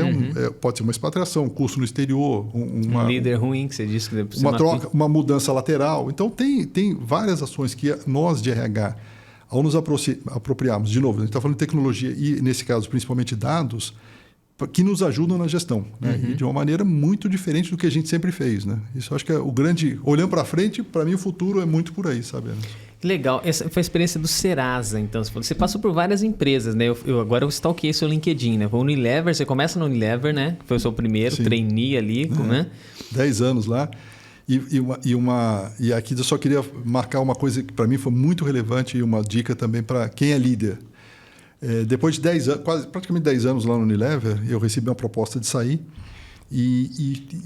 cara, era o meu primeiro emprego, né? Entrei como trainee, já tinha feito estágios, né, em outras empresas durante a faculdade, mas como emprego mesmo, meu primeiro emprego. E foi uma decisão muito difícil. Primeiro que a Unilever é uma empresa fantástica, né? E todos os amigos, tudo que eu aprendi, né, da base de RH estava lá. Quando a coisa começou a se formalizar, aí, de fato como uma proposta de trabalho, eu tomei a decisão de conversar com o meu chefe, antes de aceitar. E foi uma conversa assim, muito aberta, onde eu coloquei exatamente, né? Eu falei, eu recebi... E foi interessante, Emerson, porque naquele momento o convite era para sair de São Paulo. Do ponto de vista salário, era praticamente 6 por meia dúzia, praticamente nada. Aliás, eu teria um gasto um pouco maior, porque não tinha ajuda de aluguel, e hoje morava em São Paulo numa casa própria, num apartamento próprio, teria que mudar para lá, alugar, etc. E fui conversar com o meu chefe. E a posição dele foi tão espetacular, porque ele falou assim, olha, Guilherme, vamos fazer uma análise aqui da sua carreira, o que você já fez, como é que foi o progresso e tal. E a conclusão foi, cara, acho que você cumpriu um ciclo bom já, acho que está na hora de você sair. Pô, que legal. E aí eu falei, tá bom, obrigado aí, então deixa eu dar uma pensada e tal. Uns 2, 3 dias depois, muita conversa em casa, com minha esposa, com a Regina e tal, a gente tomou a decisão e eu fui falar com ele. Falei, aí, tomei a decisão. O cara ficou tão emocionado, chorou, porque ele falou, cara, eu te dei essa dica, eu não imaginava que você fosse ter a coragem de sair, né? E foi uma decisão, sim, super importante. Então, dica para quem é líder, né? Eu acho que assim, não seja egoísta de querer reter, mesmo que seja um profissional excepcional, que vai fazer uma falta muito grande, se não for a melhor decisão para a pessoa. Né? Então, eu acho que isso é super importante. Analise e veja se a oportunidade que está sendo dada para a pessoa é uma oportunidade bacana. E alerte caso não seja, né? Porque às vezes as pessoas também se encantam, às vezes com o aumento de salário, importante no curto prazo, mas estão entrando numa furada, numa empresa que não é legal, que a pessoa não fez as análises necessárias. Então, ajude na tomada de decisão. Claro que a tomada de decisão é da pessoa, mas acho que o papel do líder é ajudar muito, né? Para mim foi tão relevante essa situação, Emerson, que ao longo da minha vida eu sempre procurei ter essa conversa com os meus liderados, né? E sempre pedia para eles, olha, antes de você tomar a decisão, vem conversar, vamos bater um papo, né? E tenha confiança de que a gente vai chegar e que eu possa te ajudar na melhor decisão, que nem sempre é de ficar aqui, né? Se for melhor para você, como foi, e conta esse caso. Então, essa saída da Unilever foi muito difícil, mas foi muito importante. Aí eu fui para a Tritec Motors, lá no Paraná, era uma joint venture da Chrysler e BMW, e eu fui funcionário número 2 dessa empresa. Então, você imagina, sair de uma Unilever, onde você tinha tudo estruturado, e entrar no funcionário número 2 de uma startup, uma planta de motores. E foi bacana. Acabei me juntando à equipe lá. Fui para Detroit, fiquei 2 meses lá, me juntando à equipe de projetos e saí de um setor de bem de consumo rápido, né, para bens mais duráveis, né, que motores, a indústria automobilística, foi bem bacana. No teu caminho de trainee, me parece que você não foi direto para RH, né? Você teve alguma ligação com a indústria? Como é que foi isso? Na verdade, hoje em dia eu já não sei como está o programa de trainees em detalhes da Unilever, mas a gente começava lá a gente rodava muito, né? Então, o primeiro ano e pouco, a gente tinha um programa de integração bastante robusto, né? E conhecia ficava praticamente 2, 3 meses só rodando. Depois começava a executar alguns projetos em áreas diferentes e um pouco mais no final do programa, que normalmente durava de 2 a 3 anos, é que a gente começava a ir para a área um pouco mais próxima.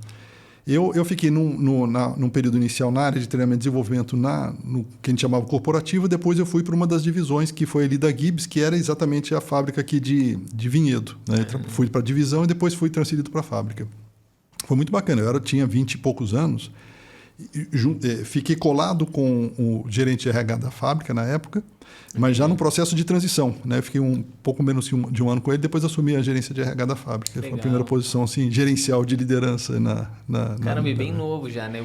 Os programas de trainee ajudam nisso, né? Ajudam, é um acelerador importante, né? E é muito bem... os programas normalmente são bem cuidados, né? Assim, de complementar, de dar informação de negócio, de dar exposição, né? Isso é bem bacana, ajuda muito a carreira das pessoas, principalmente nessa fase inicial, né?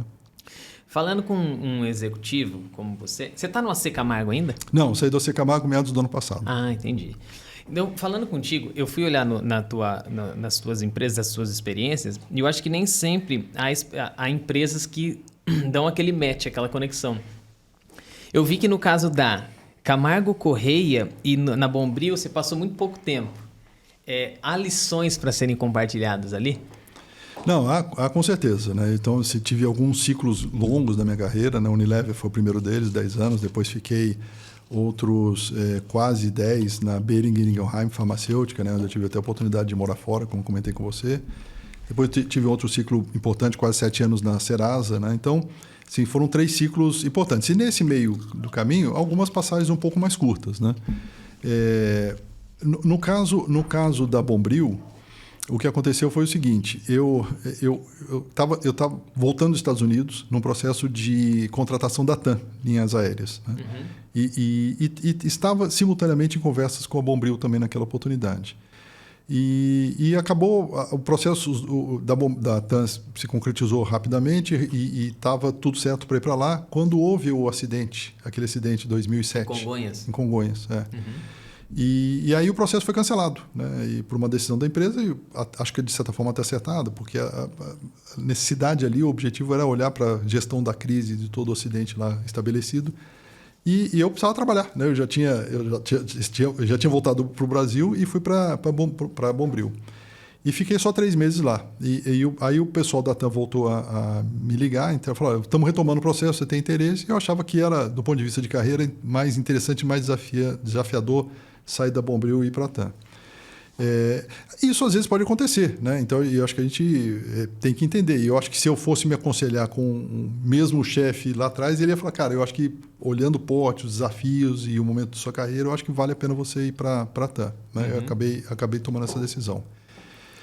No caso da Camargo Correia, também foi um ciclo um pouco mais curto, eu fiquei só 9 meses lá. Ali foi muito mais uma oportunidade que apareceu no mercado de um convite da Serasa, né? O Milton, que era o antigo diretor lá, estava se aposentando e recebeu indicação de que eu pudesse ser um nome interessante. E eu acabei achando que era um retorno para a multinacional, né? No momento que a Serasa estava exatamente de buscar cada vez mais estar integrado com a Experian globalmente, dona da Serasa. E a minha contribuição, né, enquanto executivo, que boa parte da minha vida foi em multinacionais, seria mais relevante ali do que na Camargo Correia, né? E acabei tomando essa decisão, onde eu fiquei outros 7 anos lá na Serasa. Legal. Não, eu te fiz essa pergunta porque é um momento de aprendizado. E quem está ouvindo hoje, às vezes pensando assim, cara, eu queria trilhar um caminho como esse, eu quero ser um executivo de uma organização. Coisas para aprender em todos os momentos, decisões que a gente tem que tomar, né? Eu acho que não é fácil fazer essas mudanças, não porque a gente lida com uma coisa que é dura, a ansiedade no ser humano está assim, você tem que fazer uma escolha. E a partir do momento que você escolhe um caminho, desagarre o pensamento daquele outro, porque você não consegue trilhar. E aí está a ansiedade no sentido de falar, será que lá teria sido melhor? Será que... Cara, faz a melhor caminhada que você tem. Eu tive dois momentos de fazer escolhas assim, não nesse nível. De certa forma, se a gente analisar escolha pela escolha, o mesmo peso, mas eu saio da Toyota para entrar na Starrett, uma empresa de ferramentas, é a mesma coisa. Tipo, eu saí de um emprego que eu era efetivo para ser um estagiário. E a maioria das pessoas dizem, quer ser louco. Para ganhar R$600, que era na época, lá 2006, 2007. Falei, cara, mas não é a grana, bicho. Se eu olhar pro dinheiro agora, eu tô enrolado, cara. Você tá maluco, né? Eu quero aprender, eu quero ter possibilidades, né? E aí, cara, consegui entrar no caminho e depois, ao mesmo momento de sair da Starrett e vir para a carreira, foi a mesma coisa que eu falei, cara, eu quero trabalhar com um negócio que eu estou estudando e não tem oportunidade aqui.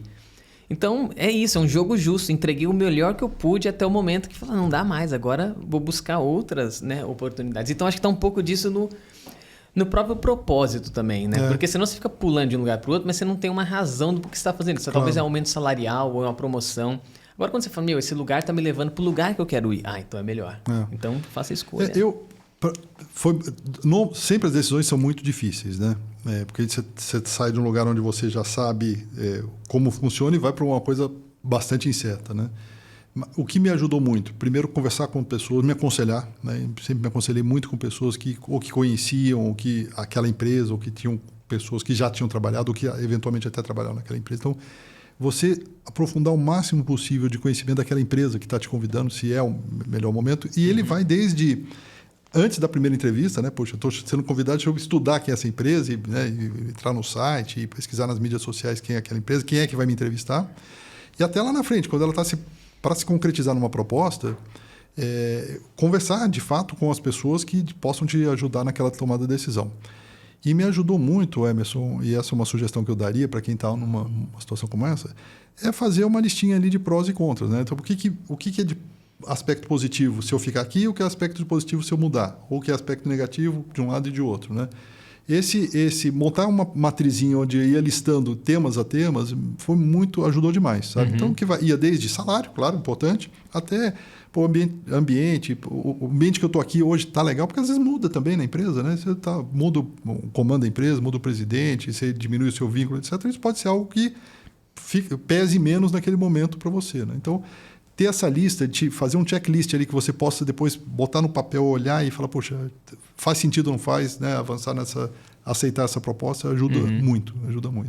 Quando a gente fala com um jogador de futebol, geralmente você chega pro cara e fala assim, o cara passou por vários times e pergunta, Romário, qual foi o time que mais te marcou, né? Aí ele falou, puta, foi minha 15ª passagem pelo Flamengo.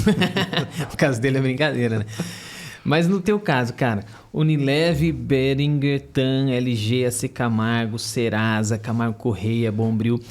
Qual dessas, assim, cara, eu não estou dizendo que é mais importante, mas qual dessas você teve projetos que foram marcantes? E aí, de repente, a gente poder compartilhar de repente, aqui. Talvez... Vários. Acho que cada um teve, né? Foram momentos distintos ao longo desses 36 anos.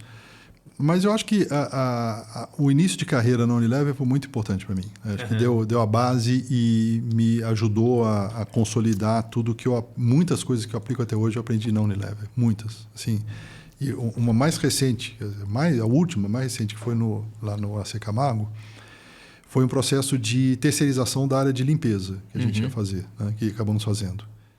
Então, o cuidado no processo de terceirizar ou de reestruturar empresas, desligar funcionários, etc., eu aprendi na Unilever, onde a gente fez projetos muito importantes e impactantes. Eu aprendi demais lá como fazer isso. Nós fechamos uma fábrica, para dar uma ideia.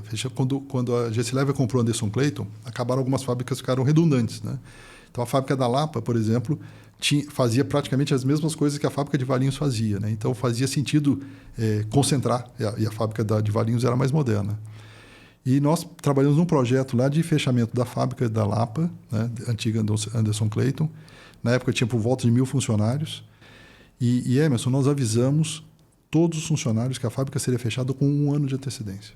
Olha que projeto bacana. 1 ano. E pessoas que trabalham em linha de produção, muitas das vezes com nível primário incompleto, né, souberam com 1 ano de antecedência que a fábrica seria fechada. E isso me deu uma segurança de tocar projetos agora, de 1 ano e pouco atrás, de terceirização, de avisar para as pessoas e com o tempo de antecedência para as pessoas se prepararem psicologicamente, economicamente, da melhor forma possível para poder fazer essa transição, né? E esse exemplo da Lapa, a gente não teve... Muitas pessoas na época falaram, vocês são loucos, isso vai ser um problema sério, as pessoas vão se acidentar para conseguir estabilidade. Não tivemos problema nenhum de reclamação trabalhista, de acidentes, nada. Pelo contrário, os índices de produtividade se mantiveram ou aumentaram até, porque as pessoas se sentiram tratadas como deveriam ser tratadas, né, como adultos, com respeito. E é claro que tinha um pacote, inclusive, associado, né? Isso também foi outro aprendizado, de ajudar, não só respeitar a legislação brasileira e cumprir o que diz, né, que você tem que pagar todos os direitos das pessoas, mas na Unilever, a gente sempre, quando tinha um processo de reestruturação, por uma decisão da empresa e não por uma questão de desempenho das pessoas, a gente sempre procurou dar algo além do que a legislação dizia, né? E é isso que a gente fez. Então, as pessoas, além do pacote de emissão legal, a gente tinha um pacote de indenização adicional, que eram salários adicionais, né, dependendo da idade das pessoas e do tempo de empresa. E esse cruzamento é super importante. Né? Porque às vezes você pega alguém que está no início de carreira e é mais jovem e tem possibilidade de conseguir emprego muito mais fácil que alguém que já tem uma certa idade. Né? Então, isso levava em consideração os valores, extensão do plano de assistência médica e ajuda nos processos de transição. Então, tanto elaborar currículo, mandar currículo para outras empresas e ajudar nesse processo de transição. Esse cuidado com o ser humano, que eu aprendi há 30 anos atrás, eu repito até hoje. Então, quando você pergunta qual foi onde foi marcante, eu acho que o GCLev é por conta disso, né? A Unilever é por conta disso, porque me deu uma base importante de saber lidar com essas situações complexas, inclusive do ponto de vista social. Né? Que legal, cara. Isso tem um pouco de...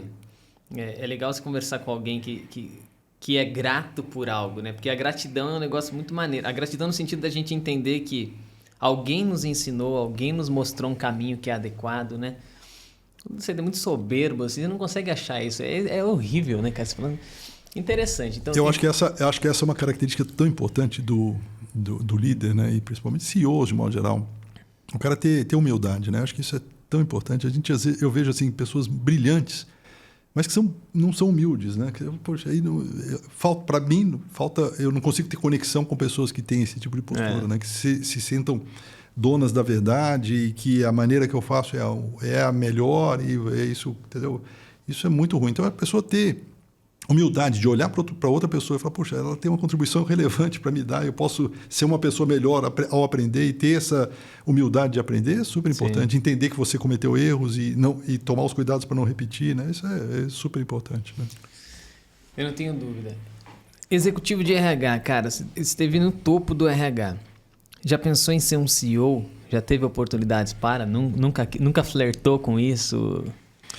Não, eu, na verdade, nunca tive essa ambição, para ser muito sincero com você. Né? Eu acho que até quando você pensa assim, num comando máximo, esse na presidência da BRH acabou sendo, né, do ponto de vista da hierarquia, foi uma experiência muito bacana, com um desafio diferente, né? Porque ali era lidar com a diretoria que é 100% voluntária, que é diferente, inclusive, quando você tem o vínculo empregatício de chefe, subordinado, etc. Então, conseguir motivar a diretoria, motivar os colegas ali para se manterem engajados até o final, né, e eram voluntários, né, isso é um desafio importante. Mas eu realmente nunca tive essa ambição de querer ser CEO. Eu acho que eu consegui ter uma carreira legal em RH e acho que talvez não tivesse as aptidões e as competências necessárias para ser um CEO. E tem pessoas com mais habilidade para esse tipo de posição. Né? Então, a minha ambição sempre foi ser um excelente profissional de RH, mas olhando sempre sob essa perspectiva humana, né? Do social, de ter atenção para as pessoas. Né? Eu acho que essa é, de novo, um equilíbrio importante que nós todos de RH temos que ter. Né? Eu falei com o André De Luca, diretor-geral do Amigos do Bem. Aliás, no Túnel do Tempo, o episódio dele saiu ontem, né? Quem vai ouvir esse episódio agora vai buscar lá, acho que foi 87 lá. E, cara, os caras têm 10 mil voluntários, 1.500, quase 1.600 funcionários. Então, é uma gama, e eles atendem mais de 100 mil pessoas, né, cara? Então, é muito doido, porque você liderar quem não ganha grana é liderar, cara, com visão, é liderar com propósito. É ser líder mesmo, porque não adianta inventar qualquer coisa. O sujeito tem que ter disposição para seguir uma causa. Né? Então, eu acho muito doido isso que você falou, porque a gente se engana, às vezes, atrás de uma cadeira e de um cargo, e fala assim, eu sou diretor. Beleza, e daí? Né? Que autoridade você tem? Né? Por que as pessoas querem realmente seguir você? Segue porque ganham dinheiro, beleza. Mas quando tiver a melhor oportunidade para ganhar um pouco mais, vai embora. Claro. Né? Então, eu acho que esse é a grande questão da liderança para os desafios que todos têm que ter, assim, né? Rapaz, o papo tá tão legal contigo. E quem não sabe, aqui a gente senta numa mesa e fala, cara, vamos falar do quê? Porque a tua experiência, a tua carreira é tão legal. E eu falei, vamos lá para você contar. E a gente falou, vamos falar de métodos ágeis, né? Dentro da experiência que você teve no Serasa. A gente quase não falou nada, né? Pois é, cara. Mas aí mas vamos... Conta um pouquinho de como foi esse trabalho, porque inclusive você ouviu o episódio que a gente fez com o Alexandre Magno, né? E eu acho que isso está entrando... o RH precisa pensar numa estrutura de trabalho como essa, né? Conta como foi a tua experiência no Serasa lá, pra gente... Você vê, o assunto não falta, você vai ter que voltar aqui de novo. Obrigado. E aí eu vou começar essa história puxando um pouco da sua experiência de Toyota, né? Você ficou quanto tempo na Toyota? Fiquei 1 ano e 2 meses, cara. Então, e aí então você pôde ver lá a importância que a Toyota dava para a questão dos métodos produtivos, né? Então, o tal do Lean, né? Lean Manufacturing e tudo isso que a Toyota foi precursora, né? na organização do trabalho no ambiente produtivo. Por que eu estou falando isso? Porque o que eu vejo hoje, quando a gente vai para o ambiente de escritório, que tem a ver com essa questão dos modelos ágeis, eu vejo uma grande repaginação, né? Uma grande releitura do que foram os grupos de semi-autônomos implantados pela indústria, principalmente a indústria automobilística lá atrás. Né? Essa fábrica aqui de Vinhedo, que eu trabalhei no final dos anos 90, a gente implantou, né, final dos anos 80, início dos anos 90, a gente implantou os times semi-autônomos, que a gente chamava núcleos de produção. Né? Fruto do senhor Antônio Zalachetti, que era o diretor da época da GCLEV, dessa unidade, que foi para uma planta nos Estados Unidos, em Cartersville, e viu times semi-autônomos sendo produzindo lá, e voltou para cá e falou, puxa, vamos implantar esse troço. E eu estava início de carreira, né? Foi a primeira experiência, como eu comentei, né? Como liderança. E, cara, foi um MBA espetacular, né? Que eu, entrando no mundo do trabalho, falei, puxa, o que eu não fazia aqui? Então, foi exatamente reduzir níveis hierárquicos, montar times multidisciplinares, gestão à vista, né? E muito treinamento e deixar a galera produzir ali com muita autonomia. Né? Isso no final dos anos 80, início dos anos 90, ambiente de produção. Quando a gente vai para o escritório e pensa nos times ágeis, né? no Scrum, como ele mesmo comentou, é basicamente isso que a gente faz. Né? Compor times multidisciplinares, com bastante autonomia, claro, com alguma metodologia, ou com algum framework, como ele coloca, mas que, no final das contas, as pessoas que trabalham nesse ambiente acabam se identificando e tendo um engajamento muito diferente, muito melhores do que num modelo tradicional de trabalho repetitivo, né, que as pessoas tinham na linha, e eventualmente, até hoje, em muitos escritórios, é a mesma coisa. Né? Então, eu vejo assim, um ganho extraordinário, sabe, Emerson, do ponto de vista das relações de trabalho quando a gente pensa no mundo ágil, sabe, nesse modelo ágil. Precisa muitas adaptações, precisa um preparo para chegar lá. E esse preparo que está cada vez mais curto, que eu vejo a grande diferença do que a gente fez aqui em Vinhedo, do que é feito hoje nos ambientes de trabalho, de escritório, é que lá a gente fez esse tombamento da estrutura tradicional, né, linha de produção tradicional, para um modelo de núcleo de trabalho, demorou 1 ano e meio a 2 anos. Né? Hoje você faz em 1 mês e pouco, né? E foi o exemplo lá da Serasa, quando a gente implantou o nosso escritório aqui em São Carlos, que já praticamente nasceu com esse modelo, né? de trabalho, de times, né? nos squads, e que foi a questão assim, de pouco mais de algumas semanas, chegamos lá e a coisa já estava transformada. Né? E aí, olhando para a RH, eu fico pensando muito, caramba, como é que a gente prepara o líder para esse novo modelo, né? E conversando com um consultor amigo, ele falou, Guilherme, não tem muito jeito, né? A gente não vai ter mais aquele 1 ano e meio, 2 anos para preparar, capacitar as pessoas, tanto quem vai ter autonomia quanto com o líder ou supervisor de produção que sai para assumir uma posição diferente. Né? Vai ser um pouco no on the job mesmo. Então, tenha atenção, procure fazer as intervenções quando os problemas começarem a surgir e vai tentando capacitar ao longo do processo. Né? Então, é isso que acho que a gente tem, enquanto RH, hoje, ter essa atenção. Né?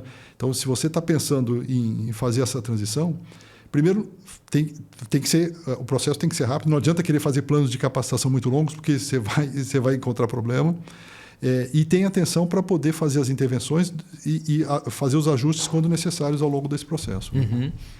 Eu curto pra caramba isso, porque dá pra gente aplicar em tudo assim na nossa vida, né? Eu conheci uma empresa, uma autopeça, que também montou uma estrutura semi-autônoma, assim, né? Que eu já ouvi conceitos, vários nomes, mini fábricas na década de 90 falavam aqui, assim, né? Na própria GCLEV a gente tinha uma das fábricas que a gente implantou, que a gente chamava de mini fábrica, né? E eu fui aprender isso com o Robson, depois falou, Emerson, isso aqui é um conceito assim, mas que vão tendo as adaptações, né? Eu acho muito legal porque você tem o facilitador, que é um Scrum, você tem o cara que pensa no produto, que é o cara que dá a direção das microproduções, dos sprints, né? E você tem a galera que fala, eu sei o que eu tenho que fazer essa semana. bora fazer o que eu tenho que fazer essa semana, cara. E vamos em frente, né? Quando eu olhei no sistema produtivo uma empresa, uma autopeça, eu falei, caraca, isso é diferente, né? Porque você parar pra pensar, às vezes uma autopeça fala, eu quero a maior eficiência possível, eu tenho que servir uma autoindústria ali e acabou, né? E eu fiquei encantado com aquilo. E a gente vai aprendendo no meio do caminho, e eu olho para esse formato e falo, cara, por que ele é legal? Eu aprendi um negócio ontem com um cara, o Luciano, ele falou assim, tudo que eu coloco na minha empresa para rodar, eu chamo de experimento. E eu dou às pessoas também a chance de serem construtoras, porque, no fundo, às vezes o RH sente e fala assim, muito bonito. Né? Você vai, né?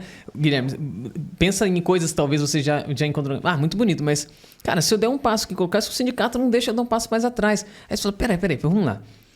Na categoria de experimento, será que você precisa dar um passo desse tamanho? Ou você pode testar numa população? Né? A embalagem que você dá é diferente a maneira como você considera. Porque o experimento diz respeito a algo que eu quero e que você vai opinar. E vai dizer, Emerson, com base nesse experimento, eu acho que isso não encaixou. Você... Legal. Nós temos uma conclusão. Então, eu acho que a lição que a gente está tendo desses métodos é que não é uma decisão top-down, mas é um trabalho conjunto em que há validadores que dizem sim e não. E a partir do momento que você entende que uma população acha melhor que não, cara, talvez seja o momento de inviabilizar aquilo, né? Claro. Não, você tem toda a razão. E o ideal, e a gente fez isso lá aqui na GC Lever, quando a gente implantou os núcleos, e boa parte das empresas que estão passando por esse processo dos times ágeis, tem que começar devagar, né? Eu acho que vai, e vai fazendo os ajustes e vai fazendo as adaptações, dependendo do projeto, dependendo dos times, porque isso é muito importante.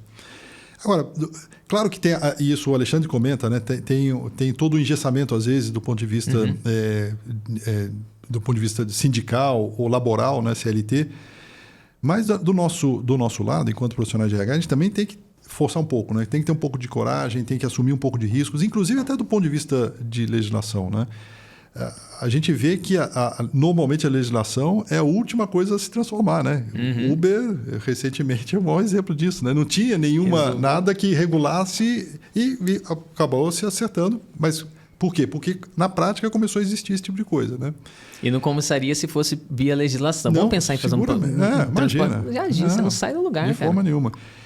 Mas traz os atores para a conversa também. Eu acho que isso é importante e ajuda, né? Então, na questão sindical, caramba, eu acho que a gente consegue fazer essas discussões quando necessárias e pode ser do ponto de vista de uma reorganização de trabalho, até uma questão de discutir condições de trabalho, ou discutir questão salarial, etc. Traz o líder sindical, conversa, senta na mesa, discute. Isso é muito importante, né? Quer dizer, a gente não pode ser uma coisa top-down, porque depois vai ter resistência lá na frente. Né? Então, trazer os atores para conversar e mostrar os benefícios. Se você está convencido de que isso é bom para a empresa e para as pessoas, eu tenho certeza que você vai ter bons argumentos para convencer o sindicato também para apoiar num processo como esse, né? Não tenho dúvida. Senhoras e senhores, esse foi o Guilherme Cavalieri. Se você que está pensando em ouvir esse episódio, porque esse final de conversa vai para o resumo do começo. Se você está pensando em ouvir essa conversa, por quê? Você quer um bate-papo com um executivo de RH, um cara que é conselheiro, você quer passar 1 hora assim, 1h30, nem sei, acho que a gente passou um pouco mais disso aí, hein? Você quer? Vem para essa conversa agora que você vai ter um privilégio enorme. Eu te agradeço muito pela presença. Alexandre, foi muito bom. Eu que agradeço a oportunidade, como eu disse, né, de viajar um pouco no tempo, né, de estar aqui compartilhando um pouco desses anos todos, de ter a oportunidade fisicamente de estar aqui nesse estúdio, né, tão bem montado, super gostoso, agradável.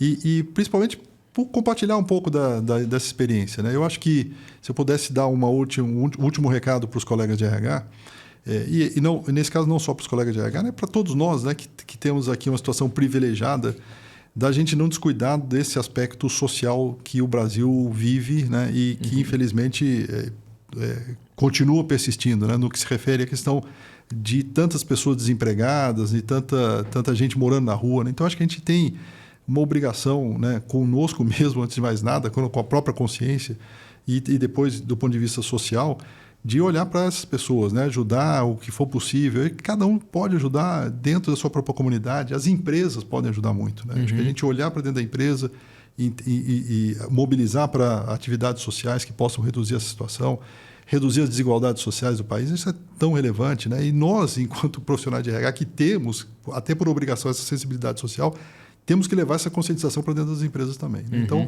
eu acho que esse é um recado que eu queria assim, encerrar aqui, a gente não descuidar, tem muita coisa, tem muita gente precisando e nós somos muito privilegiados e temos que não descuidar dessas pessoas, né? Então, Fato, essa é um cara. pouco da minha sugestão e recomendação, até apelo, né, para as pessoas como nós somos privilegiados. Muito, cara. Muito. A gente fez um episódio aqui falando um pouco da Páscoa, né? Porque é um feriado que todo mundo comemora, mas qual é o real significado? E tem muito disso, do compromisso com o outro, né? É o renascimento, né? É. Top, cara. Fiquei encantado. Obrigado, Curti obrigado, cara. demais. Foi muito bom. Obrigado Privilégio. pelo convite. Foi muito bom. Obrigado mesmo. Se você curtiu, senta o dedo no like, né? Manda esse episódio para quem você quiser. Se inscreve no nosso canal se você não fez isso ainda, porque tem episódio novo toda semana. Um abraço. Até mais. Obrigado. Tchau, tchau.